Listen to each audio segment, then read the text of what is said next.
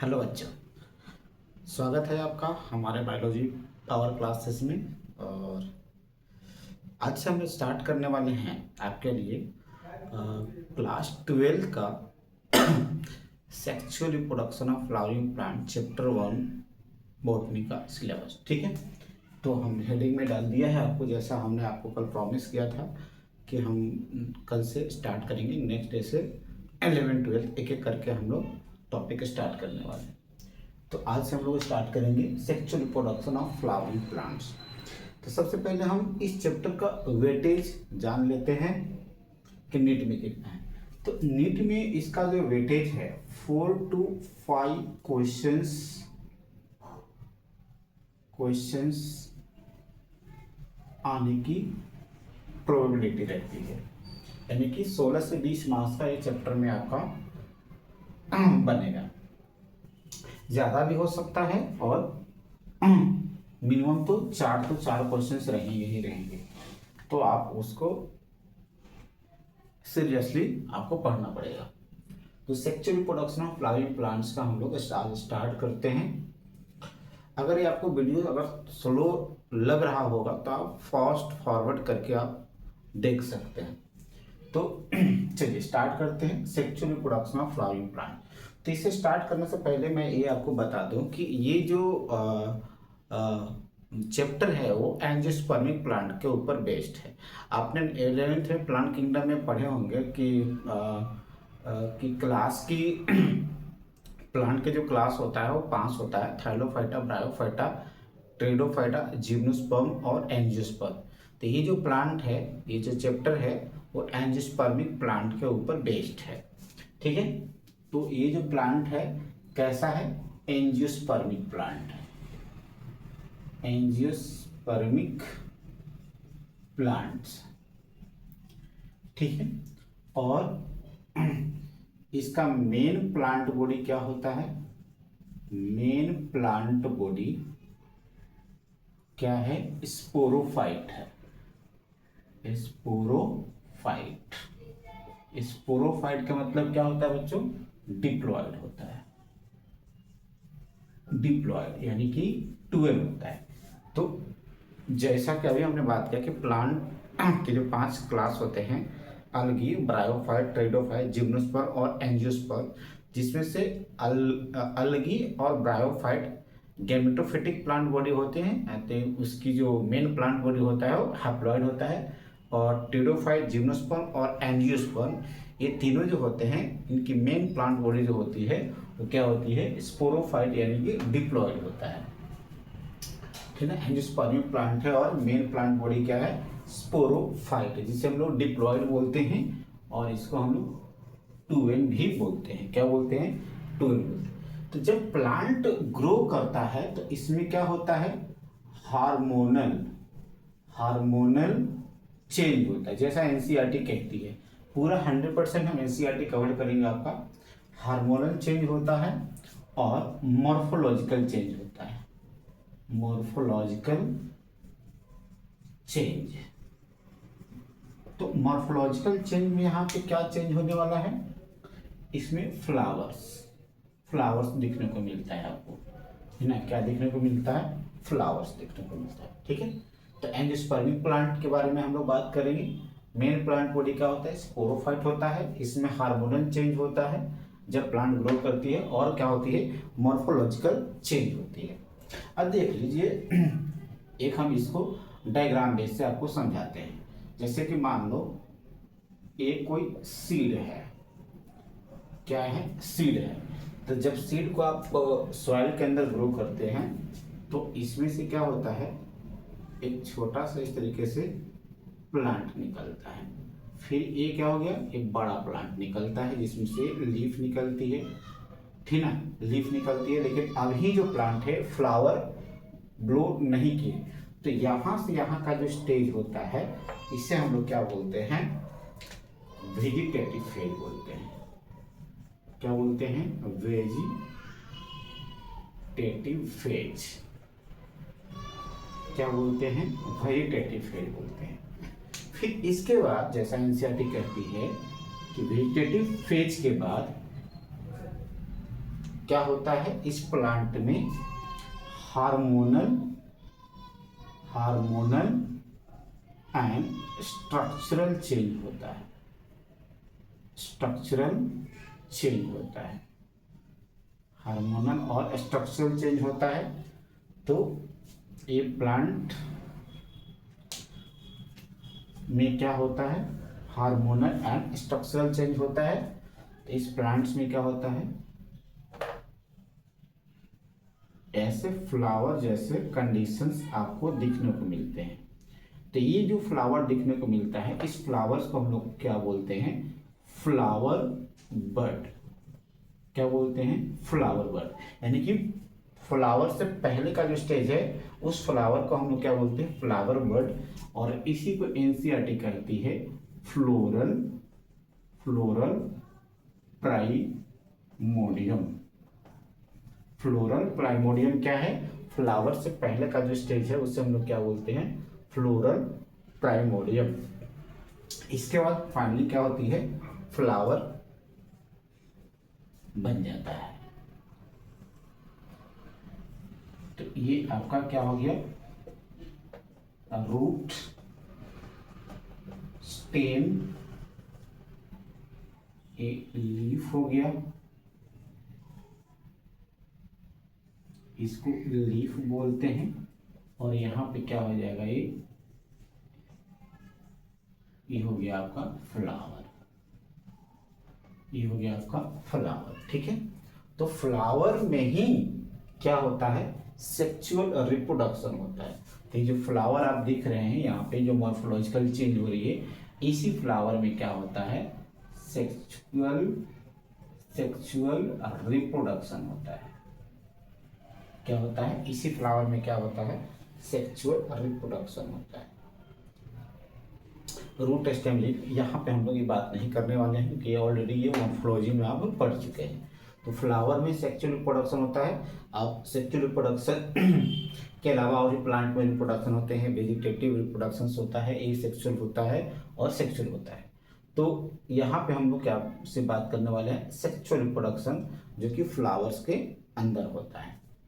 तो इसके लिए सबसे पहले हमें फ्लावर्स एक हम लोग क्या करेंगे, ड्रॉ करेंगे। जैसे अब मान लीजिए फ्लावर्स के बारे में तो आप जानते ही हैं, फ्लावर्स हैप्पीनेस सैडनेस को रिप्रेजेंट करने के लिए, ठीक ना, यूज किया जाता है। किसी के यहाँ खुशियाँ आती है तो उसको सेलिब्रेट करने के लिए फ्लावर्स इस्तेमाल होते हैं। किसी के यहाँ कोई दुख वगैरह या हम बोल सकते हैं सैडनेस वगैरह आता है तो उसमें भी फ्लावर्स का यूज होता है। और इससे फ्लावर्स का जो यूज है सेंट वगैरह परफ्यूम्स वगैरह बनाने में यूज किया जाता है। चलिए एक फ्लावर का हम लोग क्या करते हैं, डायग्राम निकालते हैं।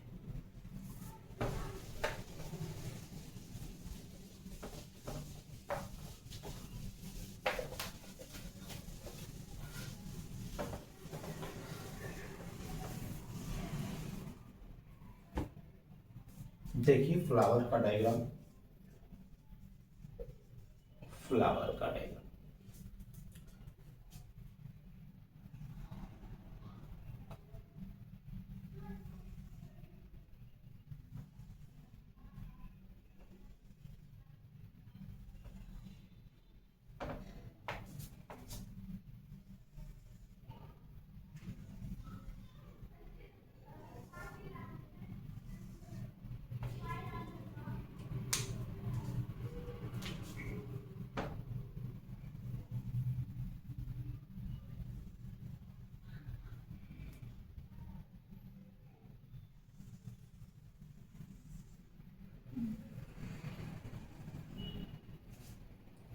इसको हम लोग पेडिसिल बोलते हैं, नीचे वाले पार्ट को। इसको थैलमस बोलते हैं, थैलमस बोलते हैं। इसको हम कैलिक्स बोलते हैं। कैलिक्स का यूनिट क्या होता है, सेपल।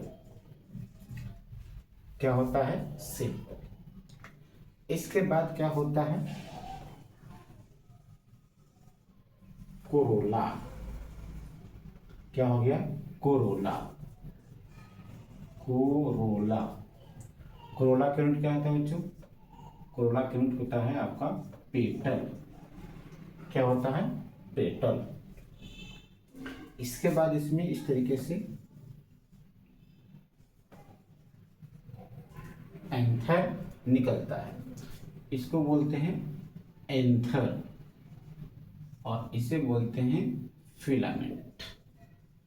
ये दोनों को मिला करके हम लोग क्या बोलते हैं? एंथर प्लस फिलामेंट को मिला करके हम लोग क्या बोलते हैं? स्टामेन। स्टामेन। अगर ये स्टामेन ग्रुप में होगा, मतलब एक से ज्यादा होगा, तो उससे हम लोग क्या बोलेंगे? ग्रुप ऑफ स्टामेन को हम लोग क्या बोलेंगे? ग्रुप ऑफ स्टामेन को हम लोग क्या बोलते हैं? एंड्रोसियम बोलते हैं। एंड्रोसियम, जो कि क्या होता है? मेल रिप्रोडक्टिव ऑर्गन होता है। मेल रिप्रोडक्टिव ऑर्गन, ठीक है, मेल रिप्रोडक्टिव ऑर्गन। इसको हम लोग क्या बोलते हैं? स्टिग्मा बोलते हैं। इसे क्या बोलते हैं? स्टाइल बोलते हैं। इसे क्या बोलते हैं? ओवरी बोलते हैं। ये स्टिग्मा, स्टाइल और ओवरी तीनों को मिलाकर के क्या बोलते हैं हम लोग? क्या बोलते हैं? कार्पेल, या इसे पिस्टिल बोला जाता है, ठीक ना। अब यही ग्रुप में होगा तो उसे क्या बोला जाएगा? गाइनोसियम बोला जाएगा, ठीक ना। देखिए, कार्पेल और पिस्टिल में क्या डिफरेंस है? कार्पेल जो होता है फीमेल स्ट्रक्चर है। क्या है? ये फीमेल स्ट्रक्चर है, और पिस्टिल क्या है? फीमेल ऑर्गन होता है। और ग्रुप ऑफ कार्पेल्स को हम लोग क्या बोलते हैं? गाइनोसियम, जो क्या होता है? फीमेल रिप्रोडक्टिव ऑर्गन होता है। और इसे हम लोग क्या बोलते हैं? प्लासेंटा, और इसे हम लोग क्या बोलते हैं? ठीक है। ये यही मेन क्या है? फ्लावर्स के पार्ट है। क्या क्या हमने देखा? कैलिक्स। कैलिक्स क्या होता है? जनरली ग्रीन होता है। आपने फ्लावर देखा होगा तो जनरली ग्रीन होता है, और नीचे वाला जो पार्ट होता है उसमें कितने? 5 के ग्रुप में होगा, ठीक ना। कैलिक्स कैसा होगा? 5 के ग्रुप में होगा, और 5 में सिंगल कैलिक्स को हम लोग क्या बोलते हैं? सेपल। यानी कि अगर इसकी ई क्या है? यूनिट है। कैलिक्स का यूनिट अगर कहा जाए तो क्या हो जाएगा? क्या हो जाएगा? सेपल, ठीक ना। तो कितने होते हैं? सारे सेपल्स को मिलाकर के कैलिक्स कहा जाएगा, और सिंगल कैलिक्स को हम लोग क्या बोलेंगे? सेपल कहेंगे। सेम इस तरीके से कोरोला होता है। ये जनरली ग्रीन होता है। कोरोला क्या होता है? जनरली कलरफुल होता है, ठीक ना। ये रेड भी हो सकता है, येलो भी हो सकता है, ब्लैक भी हो सकता है, ठीक ना, व्हाइट भी हो सकता है, ठीक ना। तो ये भी जनरली कितने होते हैं? 5 के मेंबर्स में होते हैं, ठीक ना, ठीक है। और ट्यूबुलर स्ट्रक्चर भी होता है, और इसके यूनिट को हम क्या बोलते हैं? पेटल, ठीक है। तो कैलिक्स एंड कोरोला यानी कि सेपल, सेपल प्लस पेटल क्या है? सेपल और पेटल क्या है? ये नॉन एसेंशियल होते हैं।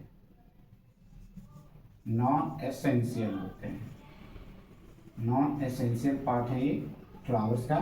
मतलब ये रिप्रोडक्शंस में इन्वॉल्व नहीं है, ठीक है। रिप्रोडक्शन में इन्वॉल्व नहीं है, नॉन एसेंशियल है। इसे हम लोग डेकोरेटिंग पार्ट भी बोलते हैं। डेकोरेटिंग ऑर्गन मतलब डेकोरेट करना, इसकी कलरफुल क्या करते हैं? दिखने में हेल्प करते हैं, जिससे जो पोलिनेशंस होने में हेल्प करता है, यानी कि पोलिनेटिंग एजेंट होता है वो, या जो इंसेक्ट वगैरह होते हैं वो क्या करते हैं? इसी को देख करके क्या होते हैं? अट्रैक्ट होते हैं।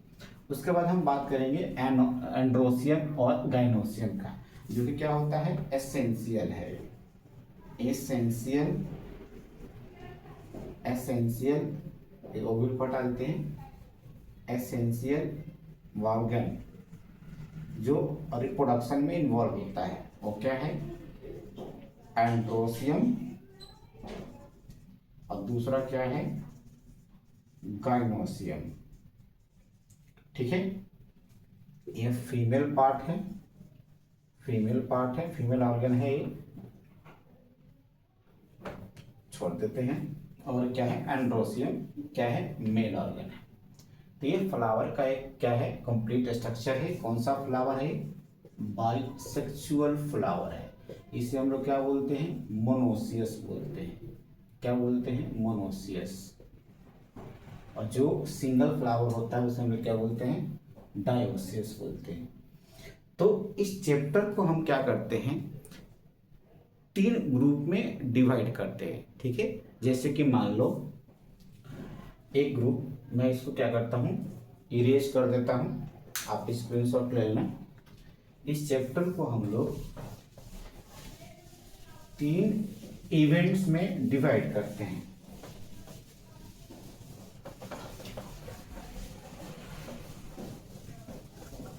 तीन इवेंट्स में डिवाइड करते हैं। जैसे मान लीजिए कि ना, पूरे स्टेप्स क्या क्या हम लोग अपनाने वाले हैं।